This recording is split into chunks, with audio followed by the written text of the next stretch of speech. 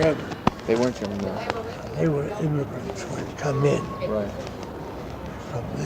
from Romania, from Poland, Galicia, all of them. Well, I called another meeting. Delegates. I knew I could never overcome the opposition of 2,000 people. Right. But I thought if we could get together 30 or 40 of the leaders, we arranged a sort of a parliament of these DPs. Mm-hmm. I extended my stay. I saw Abe Hyman. We met with him. And I finally succeeded in getting a site to show them the choice DP camp would be offered to them as living accommodation. Right. It would be unfair to take them from this place of real luxury to an inferior place. And when they saw it, they came up with Abe Hyman and me. And when they saw the place that had been selected for them, many of the committee were won over, and they became my aides in speaking to the others. And say it was reasonable, and we ought to show General Clay that we appreciate what he tried to do, the length of time that he kept us there. My impression was it was about 2.5 or 3 years that many of them were there.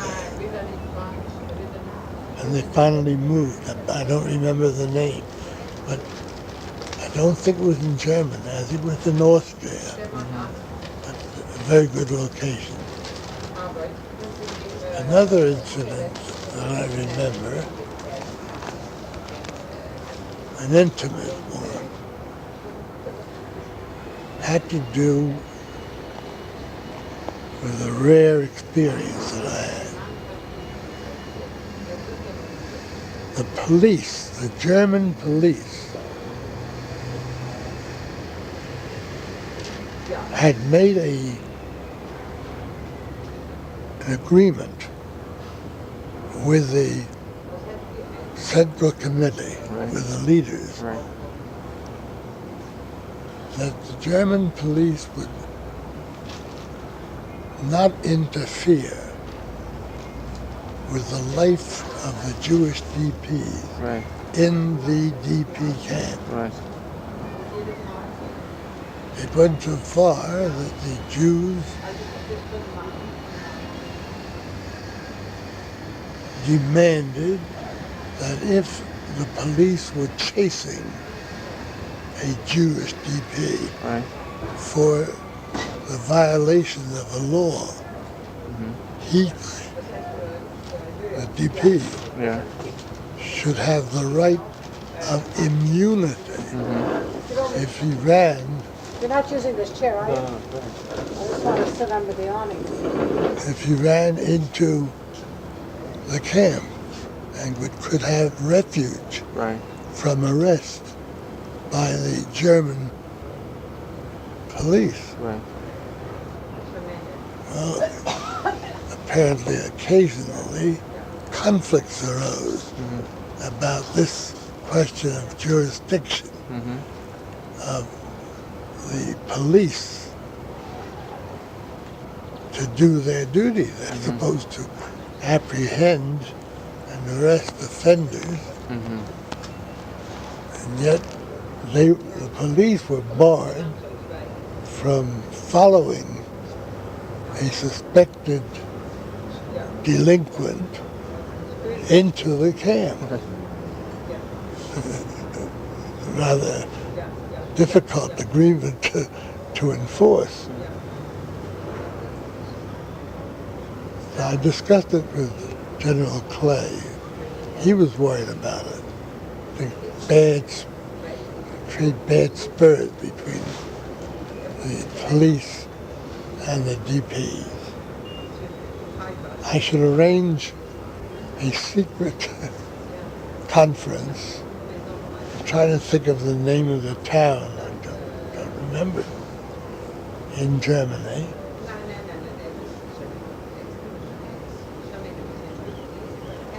A representative group of the police authorities, the German police authorities,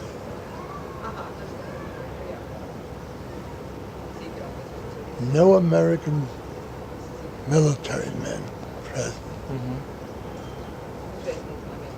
I should be there, and representatives of the DP camps. The DPs spoke in Yiddish. Mm-hmm. The Germans spoke in pure German. My Yiddish was fair, pretty good. I was to act as the interpreter. And that was really one of the funniest experiences I ever had, and yet tragicomic. After the Germans spoke, gave their complaints about the Jews, conduct of the Jews, I translated it from German into Yiddish, but didn't give a literal translation, because if I had, the meeting would have broken up immediately. I polished it up. It was as discreet as possible and not offending the DPs. And when the DPs made their complaints against the Germans, I had to do the same thing. My wife was with me.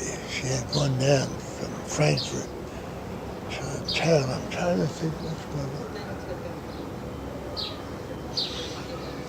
And she sat in the back.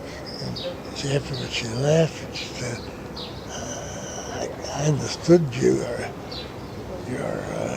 German and you're Yiddish. My German was defective and my Yiddish wasn't perfect. And I couldn't help but smile at the differences between the original statements and the translations. But it succeeded. They ended up as friends, the police and the Jews. They had liquor there, the army supplied that. They had sort of a compact again that they were going to respect one another's jurisdiction. And I remember one of the Germans, very discreet fellow, said, you Jews are dreaming of the day when you'll establish your own state, your own country. How are you preparing yourself for democracy and self-government in a country of your own if you look with hatred and contempt on the legal authorities established by the military government? That seemed to get under the skin of a number of the Jews. They thought it was an anti-Semitic remark, and they answered very vehemently. They said there's a difference between living under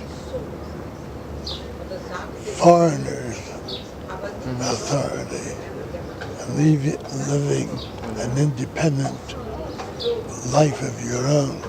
I can assure you that there are many things that we do in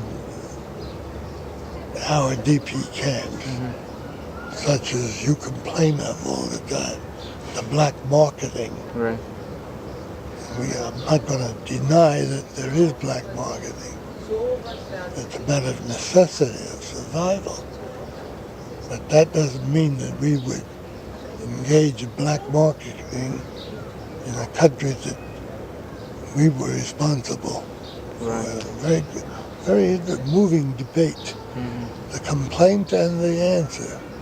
I still remember it vividly. As I said, that after an hour and a half or two of friendly and unfriendly discussion, comment, it ended in an amicable way.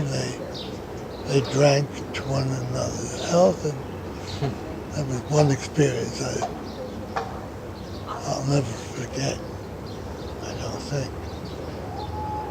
The other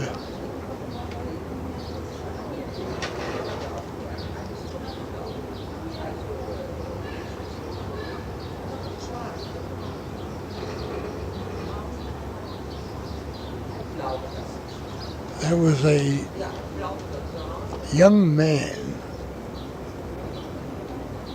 you may have heard his name. Did you ever hear of Marian Filar, F-I-L-A-R?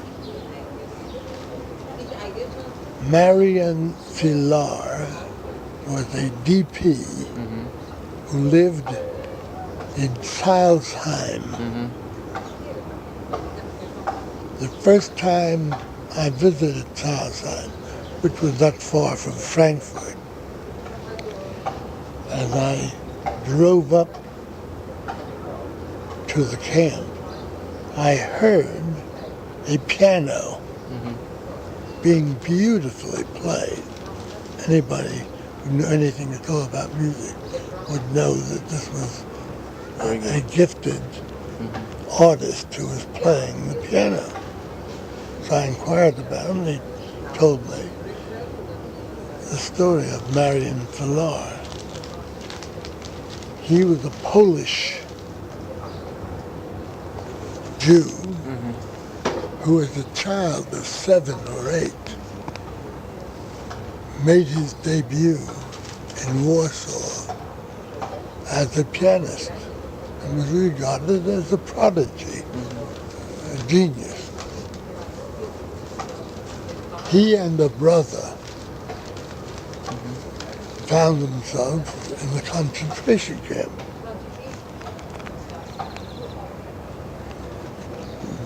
They knew that if the German authorities realized that he was the genius and famous pianist of Warsaw, he would be put to death by the Nazis. So they got papers under an assumed name. His occupation was given as house painter.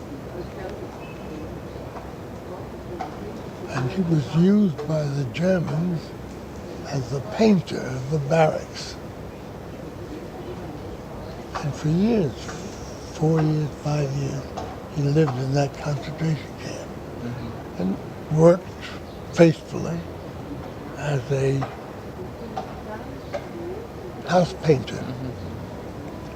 The brother helping, pretending he wasn't a brother, just a friend, different name. When the day of liberation came, Marian rushed to a nearby church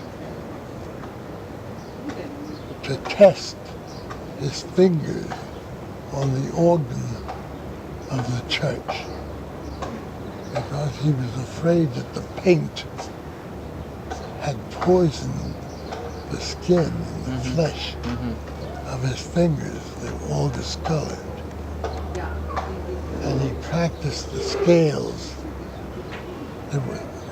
Everybody, nobody knew that he was the pianist. they thought he'd gone crazy. And when I got there, the Germans, not only the Germans, the military, the American military, General Hubner lived in Bad Nauheim.